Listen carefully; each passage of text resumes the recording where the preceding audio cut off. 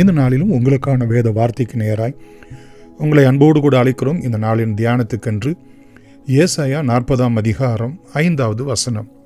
கர்த்தரின் மகிமை வெளியரங்கமாகும், மாம்சமான யாவும் அதை ஏகமாய் காணும், கர்த்தரின் வாக்கு அதை உரைத்தது என்றும் வனாந்தரத்திலே கூப்பிடுகிற சத்தம் உண்டாயிற்று.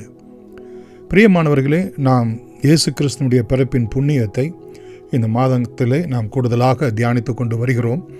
இங்கே தீர்க்க தரிசனமாக உரைக்கப்பட்டது என்ன என்றால், கர்த்தரின் மகிமை வெளியரங்கமாகும், மாம்சமான யாவும் அதை ஏகமாய் காணும், கர்த்தரின் வாக்கு அதை உரைத்தது. ரோமர் 3 அதிகாரம் 23வது வசனத்திலே நாம் பார்க்கிறோம், எல்லாரும் பாவம் செய்து தேவ மகிமை அற்றவர்கள் ஆனோம் என்று. பிரியமானவர்களே, ஏதேன் தோட்டத்திலே தேவனுடைய மகிமையோடு கூட நாம் விளங்கினோம்.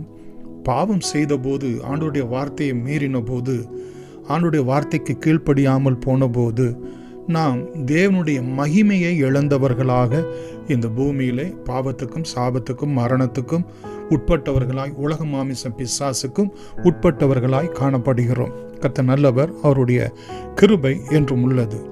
இப்பொழுது பிரியமானவர்களே, லூக்கா 1 அதிகாரம் 49வது வசனத்தின் பிரகாரம், வல்லமையானவர் எனக்கு மகிமையானவைகளை செய்தார் என்று லூக்கா 1:49 சொல்லப்பட்ட பிரகாரம் லூக்கா 3:4 முதல் 6 வரைக்குள்ள வசனங்களிலே, பிரியமானவர்களே, கர்த்தருடைய வழியை ஆயத்தப்படுத்துங்கள், அவருடைய மகிமை வெளிப்படும்படியாய், நாம் இழந்து போன தேவ மகிமையை, தேவ உறவை, தேவனுடைய ஐக்கியத்தை, தேவனுடைய ஆசீர்வாதத்தை நாம் திரும்ப பெற்றுக்கொள்ளும்படியாக கர்த்தர் தம்முடைய மகிமையை நமக்கு வெளியரங்கமாக்குகிறார்.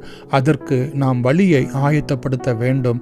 பள்ளங்களெல்லாம் நிரப்பப்படும், மலைகளும் குன்றுகளும் தாழ்த்தப்படும், கோணலானவைகள் செவ்வையாகும், மாம்சமான யாவும் அவருடைய ரட்சிப்பின், தேவனுடைய ரட்சிப்பை காண்பார்கள். எதனை காண்பார்கள் என்று சொன்னால், கர்த்தரின் மகிமை இங்கு பிரியமானவர்களே தேவனுடைய ரட்சிப்பாய் நமக்கு விளங்குகிறது. மகிமை என்கிற ஒரு வார்த்தையை நாம் பூரணமாக விளங்கிக் கொள்வது என்பது மிக கடினமானது. யோவான் 1 அதிகாரம் 14வது வசனத்திலே பார்க்கிறோம், அந்த வார்த்தை மாம்சமாகி கிருபையினாலும் சத்தியத்தினாலும் நிறைந்தவராய் நமக்குள் வாசம் பண்ணினார். இது தேவனுடைய மகிமை. நம்மோடு கூட வாசம் பண்ணின தேவனானவர் நம்முடைய பாவத்தின் நிமித்தமாக இழந்து இப்பொழுது அவருடைய மகிமை நமக்கு வெளியரங்கம் ஆனது நிமித்தமாக அவருடைய ரட்சிப்பை காணத்தக்கதாகவும், அந்த ரட்சிப்பு நமக்குள் சத்தியமாய் கிருபையாய் நிறைந்து நமக்குள் வாசம் பண்ணுகிறதாகவும் இருக்கிறது. அது மாத்திரமல்ல பிரியமானவர்களே, அது ஒரே பேரானவருடைய மகிமைக்கு ஏற்ற மகிமையாய் இருக்கிறது. அவருடைய மகிமையை கண்டோம். சத்தியமும் கிருபையும் நமக்குள் வாசம் பண்ணும்போதுதான் தேவனுடைய வார்த்தையாக, தேவனுடைய ரட்சிப்பாக நமக்குள் வாசம் பண்ணத்தான் பிரியமானவர்களே நாம் தேவனுடைய மகிமையை நம்முடைய வாழ்க்கையிலே அனுபவிக்க முடியும். 2 கொரிந்தியர் பிரியமானவர்களே 3 அதிகாரம் 8வது வசனத்தை நாம் பார்ப்போம் என்று சொன்னால், கர்த்தர் நல்லவர், அவருடைய கிருபை என்றும் உள்ளது. 2 கொரிந்தியர் 3 அதிகாரம் 8வது வசனம். ஒளிந்து போகிற மகிமை உடைய அந்த ஊழியம் அப்படிப்பட்ட மகிமை உள்ளதாய் இருந்தால், ஆவிக்குரிய ஊழியம் எவ்வளவு அதிக மகிமை உள்ளதாய் இருக்கும் என்று இங்கு பிரியமானவர்களே, நாம் உலகத்துக்கு அடுத்த காரியங்கள் ஆனாலும் சரி, பழைய ஏற்பாட்டில் உள்ளதான அந்த நியாயப்பிரமாணத்தின் நிமித்தமாய் அல்லது செய்யப்படுகிற ஊழியங்கள் ஆனாலும் சரி, பிரியமானவர்களே, இவை எல்லாவற்றையும் பார்க்கலும் நாம் தேவன் நம் மத்தியிலே ஆவிக்குரிய பிரகாரமாய் வந்து வாசம் பண்ணி தம்முடைய புது உடன்படிக்கையை, தம்முடைய புது ஆவியை நமக்குள்ளாக வைத்து செய்யப்படுகிறதான ஊழியம் அது மகிமையானது என்றும் அங்கே நாம் பார்க்கிறோம். இன்னும் ஆபகுக்கு 3 2ஆம் அதிகாரம் 14வது வசனத்தில், சமுத்திரம் ஜலத்தினால் நிறைந்திருக்கிறது போல் பூமி கர்த்தருடைய மகிமையினால் அறிகிற அறிவினால் நிறைந்திருக்கும். பூமி கர்த்தருடைய மகிமையை அறிகிற அறிவினால் நிறைந்திருக்கும். நாம் எதனை பற்றி அறிகிற அறிவை உடையவர்களாய் இருக்கிறோம்? அழிந்து போகிறவைகளா அல்லது அழியாத தேவனுடைய மகத்துவங்களா? பிரியமானவர்களே, கர்த்தருடைய மகிமை என்பது ரோமர் 1ஆம் அதிகாரம், பிரியமானவர்களே, அங்கே நாம் பார்க்கிறோம், கர்த்தர் நல்லவர், அவருடைய கிருபை 21வது வசனத்திலே, அவர்கள் தேவனை அறிந்தும் அவரை தேவன் என்று மகிமைப்படுத்தாமலும் ஸ்தோத்திரியாமலும் தங்கள் சிந்தனைகளினாலே வீணரானார்கள். உணர்வில்லாத அவருடைய இருதயம் இருள் அடைந்தது. இது பிரியமானவர்களே, தேவன் நமக்கு வெளிப்படுவதற்கு முன்பதாக. இன்னும் 19வது வசனத்தில் கூட பார்ப்போம் என்று சொன்னால், தேவனை குறித்து அறியப்படுவது அவர்களுக்குள்ளே வெளிப்பட்டிருக்கிறது, தேவனே அதை வெளிப்படுத்தி இருக்கிறார் என்றும். எப்படி என்றால், காணப்படாதவைகள் ஆகிய அவருடைய நித்திய வல்லமை, தேவத்துவம் என்பவைகள் உண்டாக்கப்பட்டு இருக்கிறவைகளினாலே உலகம் உண்டானது முதற்கொண்டு தெளிவாய் காணப்படும். ஆதலால் அவர்கள் போக்கு சொல்ல இடமில்லை. தேவனுடைய மகிமை என்பது அவருடைய பிரசன்னமாக இருக்கிறது. கர்த்தர் நல்லவர், அவருடைய கிருபை என்றும் உள்ளது, அவருடைய வல்லமையாக இருக்கிறது. பிரியமான அவருடைய குணாதிசயமாக, அவருடைய உண்மைத்தன்மை என்கிறதான குணாதிசயம் உடையதாக இருக்கிறது. அவருடைய மாட்சிமை நிறைந்ததாய் காணப்படுகிறது. அவருடைய கிரியைகள், அவருடைய வல்லமைகள், அவருடைய செயல்கள் எல்லாம் பிரியமானவர்களே மகிமையாய் இருக்கிறது. இங்கே நாம் பார்க்கிறோம், உண்டாக்கப்பட்டு இருக்கிறவைகளினாலே அவருடைய நித்திய வல்லமை, தேவத்துவம் என்பவைகள் தெளிவாய் காணப்படுகிறது. அவருடைய மகிமை உண்டாக்கப்பட்டிருக்கிற சிருஷ்டிப்புகள் மூலமாக வெளிப்படுத்தப்பட்டிருக்கிறது என்று அங்கே நாம் பார்க்கிறோம். பிரியமானவர்களே, அப்படிப்பட்ட மகிமையை நாம் கனப்படுத்துகிறவர்களாய் நாம் காணப்பட வேண்டும். சங்கீதம் 72ஆம் அதிகாரம், பிரியமானவர்களே, 19வது வசனத்திலே பார்க்கிறோம், அவருடைய மகிமை பொருந்திய நாமத்துக்கு என்றென்றைக்கும் ஸ்தோத்திரம் உண்டாவதாக, பூமி முழுவதும் அவருடைய மகிமையால் நிறைந்திருக்கிறது. இங்கே அவருடைய நாமம் மகிமையானது.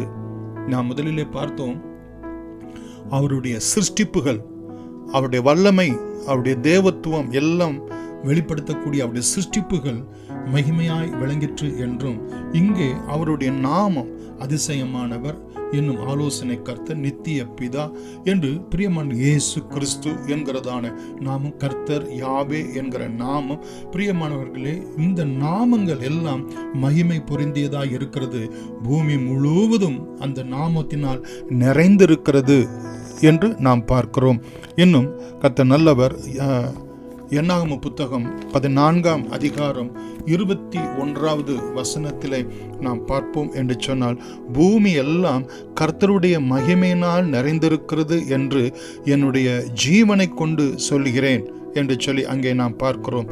கர்த்தர் நல்லவர், அவருடைய கிருபை என்றும் உள்ளது. இன்னும் ரோமர் 8ஆம் அதிகாரம் 18வது வசனத்தில் கூட நாம் பார்ப்போம் என்று சொன்னால், பிரியமானவர்களே, ரோமர் 8ஆம் அதிகாரம் 18வது வசனத்திலே,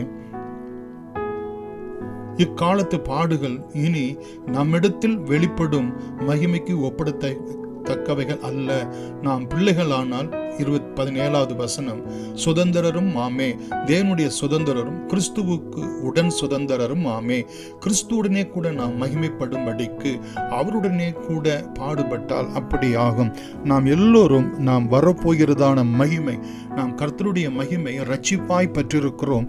பிரியமானவர்களே, இன்னும் மகிமையின் மேல் மகிமை அடைய ஆண்டவர் இந்த உலகத்திலே அவருக்கு சாட்சியாய் வாழ்கிறது நிமித்தமாய் வரக்கூடிய பாடுகள் வழியாய் கடந்து போக கர்த்தர் நமக்கு அனுகிரகம் செய்கிறவராய் இருக்கிறார். பிலிப்பியர் 2ஆம் அதிகாரம் 10வது வசனத்தில் கூட நாம் பார்க்கிறோம், இயேசுவின் நாமத்தில் வானோர் பூதலத்தோர் பூமியின் கீழானோருடைய முழங்கால் யாவும் முடங்கும்படிக்கும் பிதாவாகிய தேவனுக்கு மகிமையாக இயேசு கிறிஸ்து கர்த்தர் என்றும் நாவுகள் யாவும் அறிக்கை பண்ணும்படிக்கு எல்லா நாமத்துக்கும் மேலான நாமத்தை அவருக்கு தந்தருளினார்.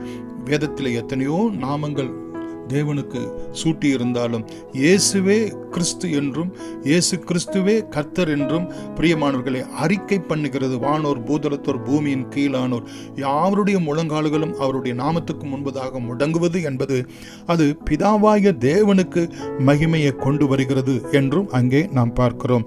இன்னும் கர்த்தர் நல்லவர், அவருடைய கிருபை என்றும் உள்ளது. ஏசாயா 6ஆம் அதிகாரம் 3வது வசனத்தில் கூட நாம் பார்ப்போம் என்று சொன்னார். அங்கே ஏசாயா தேவனுடைய ஆலயத்திலே அவருடைய மகிமையினால் நிறைந்திருக்கிறது. ஒருவரை ஒருவர் நோக்கி சேனைகளின் கர்த்தர் பரிசுத்தர் பரிசுத்தர் பரிசுத்தர், பூமி அனைத்தும் அவருடைய மகிமையினால் நிறைந்திருக்கிறது.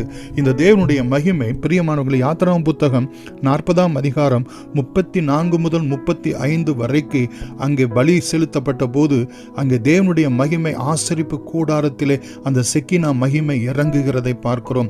1 ராஜாக்கள் 8ஆம் அதிகாரம் 10 முதல் 11 வரைக்கும் வசனத்திலே தேவனுடைய ஆலயம் கட்டப்பட்ட போது பிரியமானவர்களே சாலமோனுடைய ஆலயத்திலே அங்கே தேவனுடைய மகிமை நிரப்பப்பட்டது என்று சொல்லி பார்க்கிறோம். இன்னும் மோசேக்கு அந்த முட்செடியிலே தேவனுடைய மகிமை விளங்கிற்று என்று நாம் பார்க்கிறோம். இஸ்ரவேல் ஜனங்களுக்கு அந்த சீனாய் மலையிலே தேவனுடைய மகிமை இறங்கிற்று என்று நாம் பார்க்கிறோம். இன்னும் எசேக்கியேலுக்கு ஊலாய் ஆற்றங்கரைக்கு பக்கத்திலே பார்ப்போம் என்று சொன்னால் மறுபுறத்திலே அவருடைய மகிமை அங்கே இறங்கிற்று என்று சொல்லி நாம் பார்க்கிறோம். ஏசாயா 60ஆம் அதிகாரம் பிரியமானவர்களே 1 முதல் 3 வரைக்குள்ள வசனங்கள் நமக்கு தெரிந்த ஒரு வசனம். அங்கே என்ன சொல்லப்பட்டிருக்கிறது என்று சொன்னால், இதோ எழும்பி பிரகாசி, உன் ஒளி வந்தது, கர்த்தருடைய மகிமை உன் மேல் உதித்தது. இந்த மகிமை என்ன செய்யுமா? இதோ இருள் பூமியையும் காரிருள் ஜனங்களையும் மூடும், ஆனாலும் உன்மேல் கர்த்தர் உதிப்பார். அவருடைய மகிமை உன்மேல் காணப்படும். உன் வெளிச்சத்தின் இடத்திற்கு ஜாதிகளும் உதிக்கிற உன் ஒளியின் இடத்திற்கு ராஜாக்களும் நடந்து வருவார்கள். யார் இந்த கர்த்தருடைய மகிமையை விசுவாசிக்கிறார்களோ அவர்கள் எழும்பி பிரகாசிக்கிறவர்களாய் அவருடைய ஒளியை பெற்றிருக்கிறவர்களாய் விளங்குவார்கள். அவர்களிடத்திலே ஜாதிகள் ரட்சிக்கப்பட்டு மனம் திரும்பி அவர்கள் வருவார்கள் என்றும் அங்கே நாம் பார்க்கிறோம். கர்த்தர் நல்லவர், அவருடைய கிருபை என்றும் உள்ளது. பிரியமானவர்களே, இந்த மகிமை இயேசு கிறிஸ்துவின் மூலமாக எப்படி வெளிப்பட்டது என்று சொன்னால், யோவான் 2:11 மற்றும் 17:4 இந்த வசனங்களிலே அவருடைய அற்புதங்கள் மூலமாய், அவருடைய உபதேசங்கள் மூலமாய், அவருடைய பாடு மரணம் உயிர்த்தெழுதல் மூலமாய் அவருடைய மகிமை இந்த பூமியிலே பூரணமாய் விளங்கிற்று என்று நாம் பார்க்கிறோம். இன்னும் பிரியமானவர்களே, அப்போஸ்தலர் நடபடிகள் 1ஆம் அதிகாரம் 8வது வசனத்திலே பார்ப்போம் என்று சொன்னால், அவருடைய மகிமை உலகம் முழுவதும் சாட்சியாய் பரிசுத்த ஆவியினால் நிரப்பப்பட்டு அறிவிக்கப்படும் போது அவருடைய மகிமை அவருடைய மகிமையான சுவிசேஷத்தின் ஒளி இந்த பூமி முழுவதும் விளங்குகிறது என்று 2 கொரிந்தியர் 4ஆம் அதிகாரம் 6வது வசனத்திலும் 4வது வசனத்திலும் நாம் பார்க்கிறோம். இன்னும் மத்தேயு 24ஆம் அதிகாரம் 30 மற்றும் தீத்து 2:3 இந்த வசனங்களில் பார்க்கிறோம். இயேசு கிறிஸ்து மகிமை பொருந்தினவராய் இந்த பூமியிலே அவர் திரும்பவும் வருவார் என்றும், வெளிப்படுத்தல் புத்தகம் 21:23 முதல் 24 வரைக்குள்ள வசனங்களிலே இந்த பூமியை பிரியமானவர்களே அவர் மகிமையோடு கூட ஆளுகை செய்வார் என்றும், அவருடைய வெளிச்சத்தினிடத்திற்கு ஜனங்கள் ஜாதிகள் வருவார்கள் என்றும் அங்கே நாம் பார்க்கிறோம். கர்த்தர் நல்லவர், அவருடைய கிருபை என்றும் உள்ளது. மாம்சமான யாவும் அதை காணும் என்ற வேத பகுதியின்படி சங்கீதம் 97:6, ஏசாயா 49:6 மற்றும் 52:10 இந்த வசனங்களிலும், இன்னும் ஏசாயா 35:2 இந்த வசனங்களிலெல்லாம் நாம் பார்ப்போம் என்று சொன்னால், உலகம் முழுவதிலும் இருக்கக்கூடிய ஜனங்கள் அவருடைய மகிமையை காண்பார்கள். அவரோடு கூட உடன்படிக்கையின் ஒளியாக அவர் நமக்கு கொடுக்கப்பட்டிருக்கிறார் என்றும், பூமி முழுவதும் அவருடைய மகிமையினால் நிறைந்திருக்கும் என்று சொல்லி அங்கே நாம் பார்க்கிறோம். இயேசு கிறிஸ்துனுடைய பிறப்பின் புண்ணியத்தை கொண்டாடக்கூடியதான இந்த நாட்களிலே நீங்களும் நானும் அறிந்திருக்க வேண்டிய சத்தியம் என்ன? இயேசுனுடைய பிறப்பு நாம் ஏதேனிலே இழந்ததான அந்த மகிமை திரும்பவுமாக நமக்கு மகிமையாய் கொடுக்கப்பட்டிருக்கிறது. அவரோடு கூட அவருடைய வார்த்தைகளினாலே, அவருடைய பிரசன்னத்தினாலே, அவருடைய ஆவியினாலே, அவருடைய பாடு மரணம் உயிர்த்தெழுதலுடைய புண்ணியத்தினாலே நாம் இந்த பூமியில் உள்ள ஜனங்களுக்கு அறிவித்து, அந்த மகிமையை அறிவித்து, அந்த ரட்சிப்பை அறிவித்து ஜனங்களுக்கு ஆசீர்வாதத்தையும் நன்மையும் கொண்டு வரக்கூடிய ஒரு பாத்திரமாய் கர்த்தர் நம்மை எடுத்து பயன்படுத்துவாராக. God bless you.